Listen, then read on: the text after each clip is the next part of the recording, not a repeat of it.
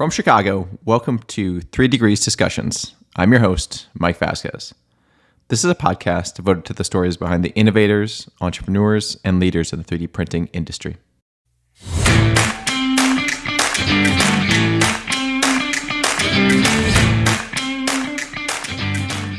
I have to know my audience when depending on who I'm discussing it with. Maybe I'm concentrating on our physical product, the precious metal signet rings.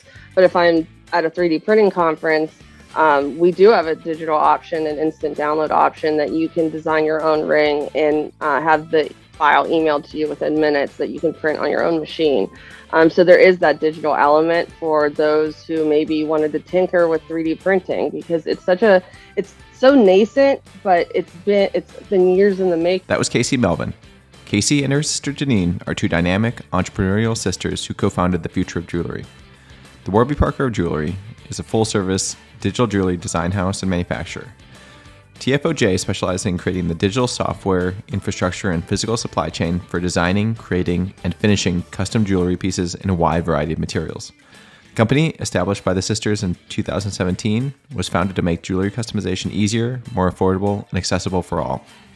Before we get started, head over to www.3degreescompany.com and subscribe to the podcast. Remember, you can listen to the show anywhere you download your podcasts, including Spotify, Apple, Amazon, or Stitcher. Hey, Casey, welcome to the show today. I'm super excited for the conversation. I think we've known each other for a few years now, fellow Chicago 3D printing folks. So excited to get to hear your story and share that with everyone. I think it's really, really cool what you guys are doing at The Future of Jewelry. And I want to maybe just start with kind of like, how'd you get there? Like, what is The Future of Jewelry? And then what was the origin story? I've heard it once, but I think it's a really cool story to share. So let's start there. Well, thank you. So my name is Casey Melvin, and first of all, I appreciate you having me on today. I love talking about all things 3D printing. As you know, the community is kind of close-knit, and I think we all feel pretty passionately about it. So thanks for having me on your podcast. But as I said, I'm Casey Melvin, and I'm the co-founder and CEO of The Future of Jewelry. So we are a direct-to-consumer, on-demand custom jewelry company. That we're currently only specializing in custom signet rings, but our framework could really move over and encompass any other type of customizable small objects. But right now we've started with signet rings. And I think the story of the founding really demonstrates the breadth of the 3D printing industry and all the different backgrounds that people have. And secondly, how 3D printing can be incorporated into today's workflows to make a process much better. So as you may know or not know, signet rings have been around for thousands of years. They were, at least from the ancient Phoenicians, they're mentioned in the Bible, and they used to actually have some power to it. If you marked a document and you signed it with your seal, that made it official from you, kind of like a power of attorney. So this is really an ancient art form that hasn't really been updated even since the Industrial Revolution. So the founding of The Future of Jewelry started with a plain gold signet ring. And I was in law school in the summer of 2016 when we really got inspired for this company. So my sister and I both had plans to be lawyers, never had a plan to start a company, like aside from maybe our own firm or something someday.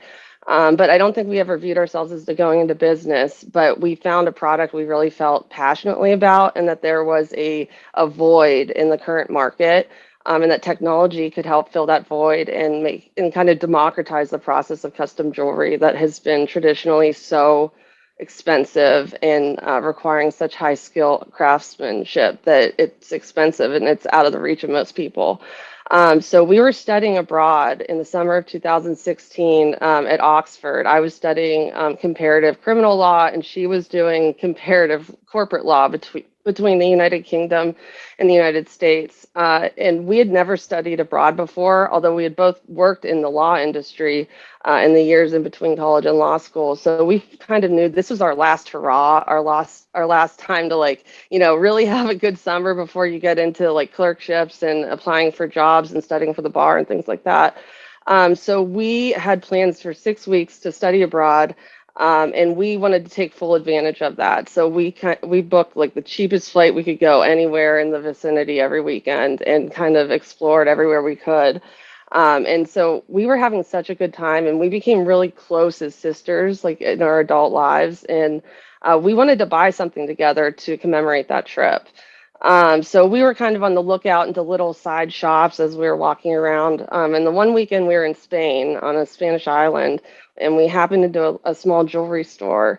And like I said, we wanted to be attorneys, so that's kind of a conservative profession. You can't really wear like gawky jewelry, or they like you to be a little bit more conservative. So my sister was on the lookout, and she saw this plain gold signet ring. And my sister Nina, she has very small fingers. So usually it's not in her size, but she had them take it out of the case and try it on. And it didn't fit her, but I said, oh, let me try. I like that. So it did fit my finger perfectly.